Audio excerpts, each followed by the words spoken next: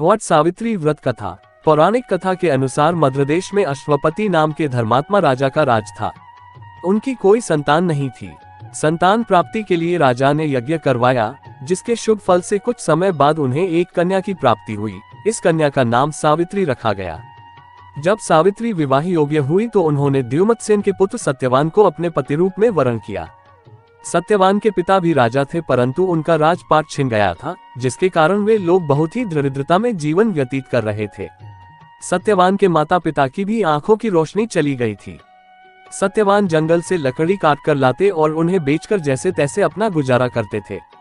जब सावित्री और सत्यवान के विवाह की बात चली तब नारद मुनि ने सावित्री के पिता राजा अश्वपति को बताया कि सत्यवान अल्पायु हैं और विवाह के 1 वर्ष पश्चात ही उनकी मृत्यु हो जाएगी।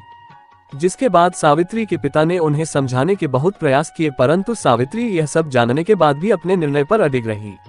अंततः सावित्री और सत्यवान का विवाह हो गया। इसके बाद सावित्री सास ससुर और पति की सेवा में लग गई। समय बीतता गया और वह दिन भी आ गया जो नारद मुनि ने सत्यवान की मृत्यु के लिए बताया था। उसी दिन सावित्री भी सत्यवान के साथ वन को गई। वन में सत्यवान लकड़ी काटने के लिए जैसे ही पेड़ पर चढ़ने लगा कि उसके सिर में असहनीय पीड़ा होने लगी। कुछ वह सावित्री की गोद में सिर रखकर लेट गया। कुछ ही समय में उनके समक्ष अनेक दूतों के साथ स्वयं यमराज खड़े हुए थे। यमराज सत्यवान की आत्मा को लेकर दक्षिण दिशा की ओर चलने लगे। पतिव्रता सावित्री भी उनके पीछे चलने लगी। आगे जाकर यमराज ने सावित्री से कहा, हे पतिव्रता नारी, जहाँ तक मनुष्य साथ दे सकता है तुमने अपने पति का साथ दे दिया, अब तुम लौट जाओ। इस पर सावित्री ने कहा, जहाँ तक मेरे पति जाएंगे वहाँ तक मुझे जाना चाहिए, यही सनातन सत्य है। यमराज सावित्री की वाणी सुनकर प्रसन्न हुए और उनसे 3 वर मांगने को कहा। सावित्री ने कहा, मेरे सास ससुर अंधे हैं, उन्हें नेत्र ज्योति दे। यमराज ने तथास्तु कहकर उसे लौट जाने को कहा और आगे बढ़ने लगे, किंतु सावित्री यम के पीछे ही चलती रही। यमराज ने प्रसन्न होकर पुनः वर मांगने को कहा।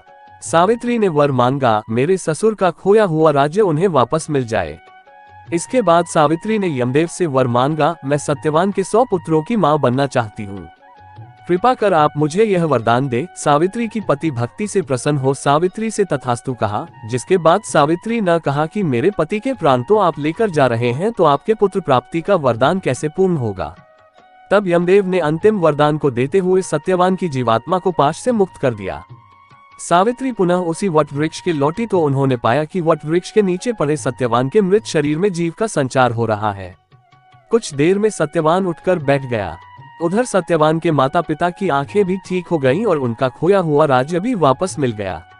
इसके साथ ही दुनिया इन्हें सती सावित्री के नाम से जानने लगती है और यहाँ से वट सावित्री का त्योहार मनाया जाने लगा।